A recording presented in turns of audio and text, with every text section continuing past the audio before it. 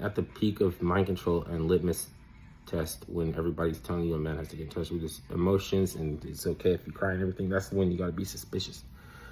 They already know. It's like the AI can cherry pick and show you what you like to see, and they already know how to conduct this like litmus test. Is a risk. I feel like if I see some commercial shit jingle and a little enactment and some stuff, like it comes together and it's heartwarming and to make you smile, because it's like Uncanny Valley.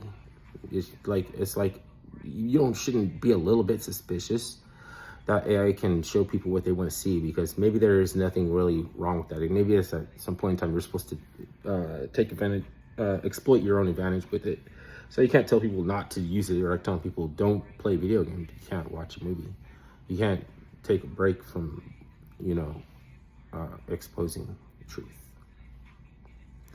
And why aren't you talking about exactly what I want you to talk about? And how come, like, it's like this. Everybody just talk about something different.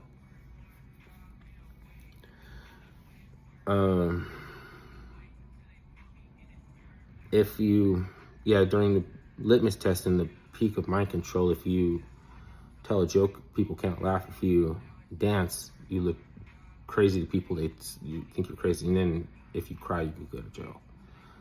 Because we're supposed to be okay with crying. A man can cry, right? It's not, it seems like I'm doing it again, blaming women like a tempest, they're trying to charm the tempest and they can get eaten by the snake.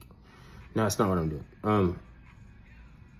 Ultimately, it's no secret then, unless it's some egalitarian, rosy cheek,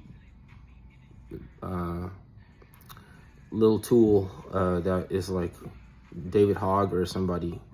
It's like, though they mess everything up, like cause a real problem with just being able to break down your basic necessity.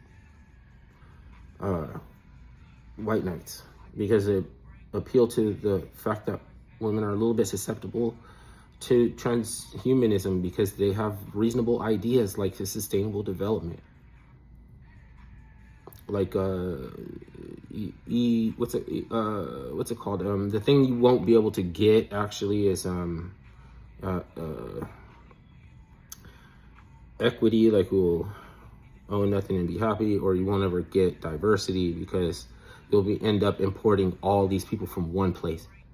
So because you don't allow this to happen, then you're like a bad guy, and so the white knights come in and everybody remembers them saving them. But just like Snidely Whiplash, when the damsel is tied to the tracks, he has a chance to go and rescue her, but because the train, he can hear it whistling, it afforded him more time to be evil.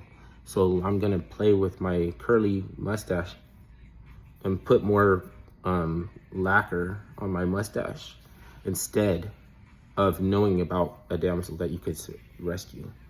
That made you one-dimensional evil, and which is what the single society need, is somebody to represent one-dimensional evil. So you had the era of like Spawn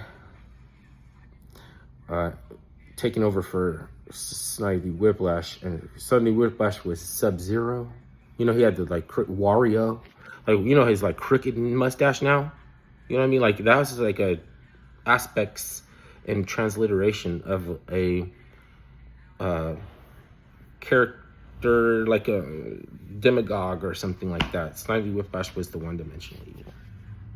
You know what I mean? Like now it's like we think Nazis and stuff like that, but then that's the thing. It's like it's all they're doing all human stuff.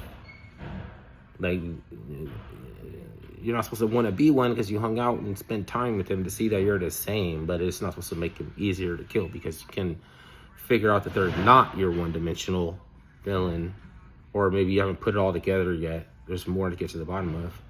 You're just like, oh, you run out of energy to look deep into anything. It's like, I want to see surface level shit. We know that they're bad, okay? Lindsay Grable, they might like Lindsay Grable or something like that. So you won't want to kill them, so that's a risk.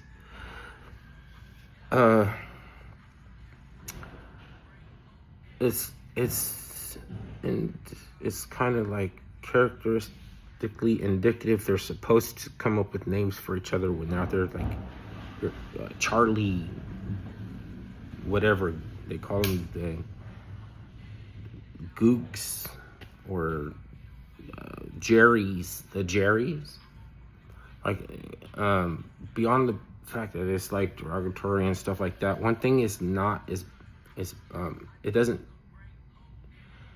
like, it's like meant for you to let go of it at a point, because they don't, like, the country can't always have warriors thriving, because that just means that you're not effective.